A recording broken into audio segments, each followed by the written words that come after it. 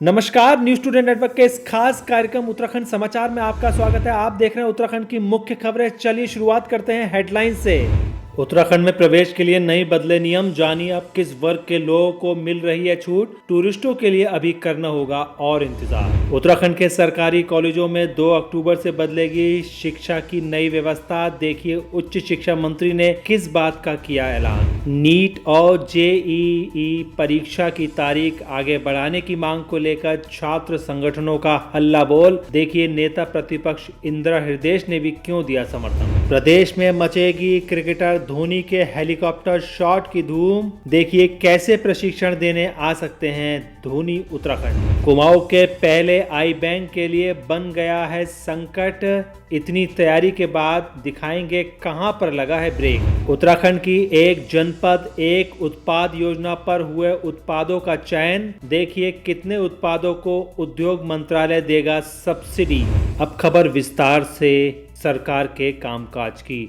कई दिनों से चर्चा थी कि सरकार अन्य राज्यों से आने वाले लोगों को आने जाने में छूट दे सकती है, लेकिन राज्य सरकार फिलहाल मौजूदा व्यवस्था में कोई बदलाव करने के पक्ष में नहीं है। प्रदेश के मुख्यमंत्री त्रिवेंद्र सिंह रावत का कहना है कि कोविड-19 के दौर में प्रदेश सरकार की अपनी क्षमताएं हैं, इलाज के लिए अस्पतालों की सीमित संख्या है। ऐसे में फिलहाल इस बारे में अभी कोई फैसला नहीं लिया गया है। केंद्रीय गृह मंत्रालय के पत्र पर सीएम ने कहा कि इस बारे में मंत्रालय से बात हो गई है। उन्होंने कहा कि राज्य में हर दिन बाहर से आने वाले लोगों की संख्या औसतन 27,000 है। किसी दिन 32,000 लोग भी राज्य में आ रहे हैं। सीएम ने कहा कि बाहरी राज्यों से आने वाले उद्यमी, नौकरी पेशा लोग, सरकारी अधिकारी, कर्मचारी, न्यायपालिका, जनप्रतिनिधि व अन्य लोग भी शामिल हैं। इसके अलावा जो लोग कोविड नेगेटिव हैं उनके प्रवेश को लेकर कोई समस्या नहीं है। 2000 लोगों के प्रवेश के लिए वेबसाइट पर पंजीकरण की व्यवस्था 27,000 लोगों के अलावा है। सीएम ने कहा कि अगर आवाजाही में छूट दी गई तो राज्य के सामने बड़ी कठिनाई पैदा हो सकती है। उन्होंने कहा कि कोई भी निर्णय प्रदेश में कोरोना के संक्रमण के खतरे को देखते हुए लिया जा रहा है। अगली महत्वपूर्ण खबर 2 अक्टूबर से उच्च शिक्षा में होने वाले कई बदलाव और नई तकनीक की। उत्तराखंड सरकार 2 अक्टूबर से प्रदेश के सभी विश्वविद्यालय और महाविद्यालयों में फ्री वाईफाई सेवा शुरू करने जा रही है। साथ ही सभी संस्थानों में ई लाइब्रेरी शुरू कर दी जाएंगी, जिससे छात्र घर बैठे अपने मोबाइल में ही 20 लाख किताबें पढ़ सकते हैं।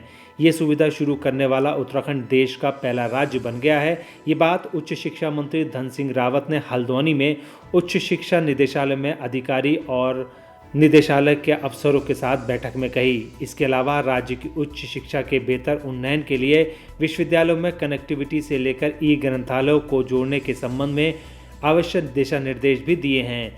बैठक के बाद उच्च शिक्षा मंत्री ने बताया कि प्रदेश के प्रत्येक कॉलेजों में सोलर एनर्जी प्लांट लगाए जाएंगे, जिससे कि विश्वविद्यालय में बिजली के आने वाले खर्चे को बचाया जा सके या फिर कम किया जा सके। छात्रों की ऑनलाइन पढ़ाई और परीक्षाओं के संबंध में व्यापक विचार विमर्श कर तैयारी शुरू करने के निर्देश भी मंत्री द्वारा दिए गए हैं। साथ ही नए शिक्षण सत्र के दौरान ऑनलाइन एजुकेशन के लिए कॉलेजों को बेहतर इंफ्रास्ट्रक्चर मिले, इसके लिए भी प्रयास किए जा रहे हैं। उन्होंने बताया कि सरकार द्वारा जल्द ही प्रदेश में शिक्षकों के 1000 रिक्त पदों पर नियुक्ति भी की जाएंगी। दोस्तों, न्यूज स्टूडेंट नेटवर्क आपको हमेशा अपडेट करता रहता है, इसीलिए आप वीडियो को देखने के साथ एक लाइक ज़रूर कर दें, जिससे हम आपको आपकी तरक्की से जुड़ी हर एक जानकारी आप तक पहुंचाते रहें। अगली महत्वपूर्ण खबर, नीट और जेईई परीक्षा की तारीखों को आगे बढ़ाने में नेता प्रतिपक्ष का स्टूडेंट लीडर्स को समर्थन। कोरोना के चलते नीट और जेईई परीक्षा को आगे बढ़ाने की मांग को लेकर युवा कांग्रेस ने सरकार के निर्णय के खिलाफ जमकर प्रदर्शन किया है। इस दौरान उन्होंने कहा कि छात्रों ने मानव संसाधन विकास मंत्री रमेश पोखरियाल निशंक के खिलाफ नारेबाजी भी की। युवा कांग्रेस के कार्यकर्ताओं ने आरोप लगाया कि मौजूदा समय में देश कोरोना से ग्रसित है। इन हालातों में इन परीक्षाओं को आयोजित करने का कोई औचित्य नहीं बनता है, क्योंकि एक तरफ पब्लिक ट्रांसपोर्ट बंद है, सभी होटल बंद हैं। ऐसे में परीक्षा देने के लिए आने वाले अभ्यर्थी कहाँ रुकेंगे, कैसे जाएंगे, इन सब बातों को नज़रअंदाज करते हुए सरकार ने परीक्षा कराने का निर्णय क्यों लिया। लिहाजा इस परीक्षा की तिथि को आगे बढ़ाया जाना चाहिए। मामले में उत्तराखंड की नेता प्रतिपक्ष इंदिरा हृदयेश ने भी अपना बयान जारी करते हुए परीक्षा आगे बढ़ाए जाने के समर्थन में विद्यार्थियों का साथ दिया है। देश भर के छात्र जिन्हें जेईई और नीट की परीक्षा में बैठना है वो भारत सरकार से अनुरोध कर रहे हैं कोरोना की इस महामारी के समय में ये परीक्षाएं आगे बढ़ा दी जाएं, अभी न की जाए। कोरोना का कुछ प्रभाव कम हो तब परीक्षाएं की जाए। पर ऐसा लगता है कि हजारों विद्यार्थियों की, छात्रों की, नौजवानों की आवाज़ देश की सरकार तक नहीं पहुंच रही है और वो मुझे बजिद दिखाई दे रहे हैं। मेरी राय में छात्रों के इस आग्रह को स्वीकार कर लेना चाहिए। अगली महत्वपूर्ण खबर, प्रदेश में धोनी के हेलीकॉप्टर शॉट की धूम की। हेलीकॉप्टर शॉट क्रिकेट में सबसे रोमांचक शॉट में से एक है। जब भी ये शॉट खेला जाता है तो सबसे पहला दिमाग में आने वाला नाम है महेंद्र सिंह धोनी का। हेलीकॉप्टर शॉट को धोनी से पहले और बाद में कई खिलाड़ियों ने खेलने का प्रयास किया, लेकिन उस तरीके से कोई नहीं खेल पाया जिस तरह धोनी खेलते हैं। लेकिन अब वो दूर नहीं जब उत्तराखंड के खिलाड़ी भी हेलीकॉप्टर के शॉट लगाते नजर आएंगे। इसके पीछे की वजह है खुद कैप्टन कूल महेंद्र सिंह धोनी। जी हाँ, महेंद्र सिंह धोनी उत्तराखंड के खिलाड़ियों को हेलीकॉप्टर शॉट लगाना सिखाएंगे। उत्तराखंड की क्रिकेट एसोसिएशन इसके लिए प्रयास कर रही है। एसोसिएशन ऑफ उत्तराखंड प्रदेश के खिलाड़ियों के लिए एक क्रिकेट एकेडमी खोलने की भी योजना बना रही है ताकि प्रदेश के खिलाड़ी अंतर्राष्ट्रीय फलक पर अपनी अलग पहचान बना सकें। सचिव क्रिकेट एसोसिएशन ऑफ उत्तराखंड महिम वर्मा का कहना है कि प्रदेश के खिलाड़ियों को बेहतर सुविधाएं देने के लिए एसोसिएशन अपनी एकेडमी बनाने की तैयारी कर रही है। एकेडमी में बतौर गेस्ट प्रशिक्षण देने के लिए कैप्टन कूल महेंद्र सिंह धोनी से बातचीत की जाएगी। अगर वे मान जाते हैं तो प्रदेश के खिलाड़ियों के लिए इससे बेहतर कुछ भी नहीं हो सकता है। अगली महत्वपूर्ण खबर, कुमाऊं के पहले आई बैंक में अड़ंगा लगने की। कोविड-19 के चलते कुमाऊं का पहला आई बैंक अटक गया है। देहरादून से टीम के निरीक्षण को नहीं आने के कारण आई बैंक को अभी लाइसेंस नहीं मिल पाया है।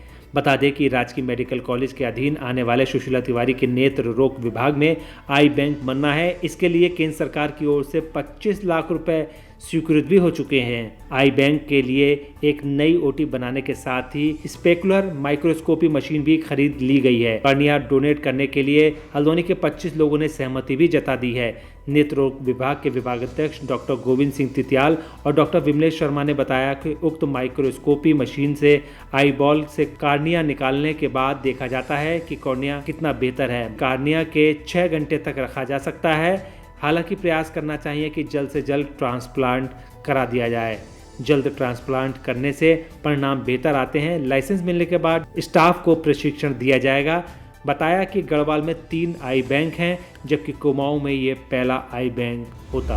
अगली महत्वपूर्ण खबर, उत्तराखंड की एक जनपद एक उत्पाद योजना पर केंद्रीय उद्योग मंत्री पीयूष गोयल के सुविधाओं की। एक जनपद एक उत्पाद योजना के लिए उत्तराखंड पूरी तरह से तैयार है। ये बात खुद कैबिनेट मंत्री मदन कौशिक ने कही है।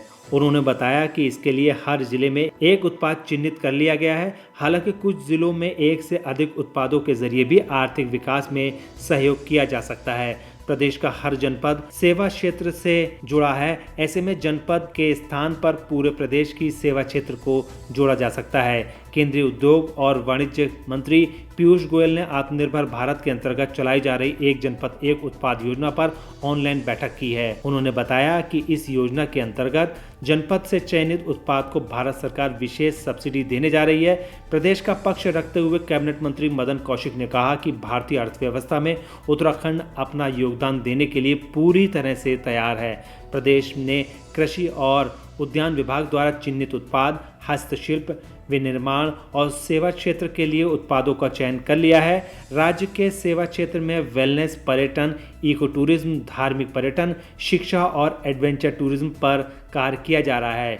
कृषि और उद्यान में अचार, दुग्ध आधारित उत्पाद, मछली प्रसंस्करण, मक्का आधारित उत्पाद, गन्ना आधारित उत्पाद, फल प्रसंस्करण, मल्टीग्रेन, खाद्य प्रसंस्करण, शहद प्रसंस्करण, मसाला प्रसंस्करण, बेकरी उत्पाद और सेब आदि उत्पाद चिन्हित किए गए हैं। दोस्तों, हमारा यह वीडियो आपको कैसा लगा आप हमें कमेंट बॉक्स में ज़रूर बताइएगा। अगर आप इसको YouTube पर देख रहे हैं तो हमारे चैनल को सब्सक्राइब करिए। अगर आप Facebook पर देख रहे हैं तो हमारे चैनल को लाइक करिए और हमारे पेज को फॉलो करें। नमस्कार।